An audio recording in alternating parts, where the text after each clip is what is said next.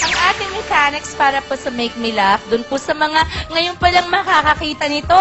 Ito pong challenge namin na kagaya pa rin ng dati, bibigyan ng 3 minutes ang bawat pair o bawat isang komedyante para subukan patawanin sina Casey, si PJ po at si Zanjo. Pagkatapos po ng 3 minutes, tutunog ang bell. Kung hindi nila napatawa sina Casey, Piolo o Zanjo, bubunot ang entertainers, ang comedians natin ng number mula sa fishbowl. Kukunin ng performers ang laman sa loob ng aquarium compartment. Aquarium ba yan, Nay? Ayan. Na may corresponding number. May gumagalaw! Ano yan?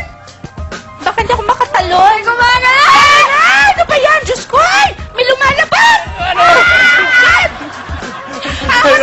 Ahas na lamot yan! Ano? No, it's cute! It's a... Is it a hamster? Anyway, corresponding number. Papakita ang laman sa audience. Pero kapag may tumawag kina Casey, Piolo o Zanjo, nako, sila ang gagawa ng consequence. Okay? Eto, mula sa Comedy Cartel, ang unang nagpapatawa sa atin, takot daw po ito sa asawa. Takot sa asawa, kaya lagi niya pinapatawa. Pero, ang hirap. Pero matakot din kaya siya sa parusa kapag hindi niya napatawa. Sina Casey, Zanjo at Piolo, alamin natin kay Alex Calleja! Good evening po. Good evening po, Ate Shawi, Piolo, Good evening. Casey, and Sanjo. First time ko lang nagpunta dito, kaya medyo mahirap lang kami, kaya tatawa ako sa lugar na to. Natatanda ko to nung bata ako, bunso ako, 10 kami magkakapatid. Kaya biktima ako ng pinaglumaang mga damit, yung hand-me-downs. Pero sabi ko sa nanay ko minsan, Mom, this gotta stop. Nagulat siya kasi nag-i-English din ako, no? Sabi niya, anak, ang yabang-yabang mo, ba tayo musutin yan? Ma, sutot na ang panty ni ate, wag naman yung blouse niya. It's too much, you know, when red is not my color. Alam niyo, mukha akong confused, ha?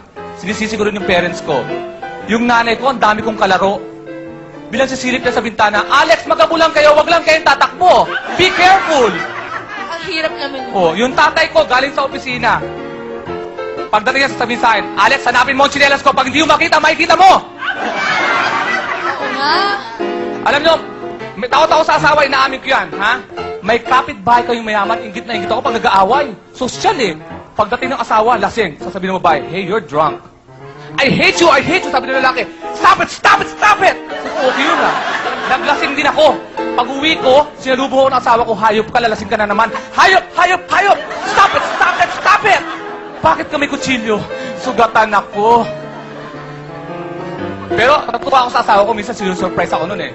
Ha? Pagdating ko sa bahay, puro kandila. Sabi ko, this is it. This is a romantic night.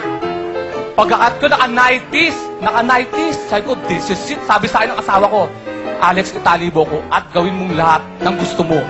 Sabi ko, this is it. Tinali ko sa mabuti. Pinabawa ko yung mga barkada ko, bumili kami magdamag. All night long, all night. Hinalikan ko rin siya para ipainom. Bakit nagagalit sa akin yung anak ko? Hindi ko alam Pinapahalo ako pag tumatawa ako. Pero may payo ko sa... Maraming Thank you, salamat. Alex! Thank you. Kabunutan. Talong performer natin. Sana nag-aaral na lang ako mabuti. Hirap pala nun, ma.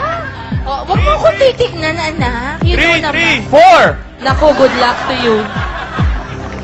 Excuse me, dito ako sa malayo. Ay, kala ko Hirap to. na. Kala ko sa support. Bubunot na ako, bubunot na ako. Hindi, bumunot ka na, please.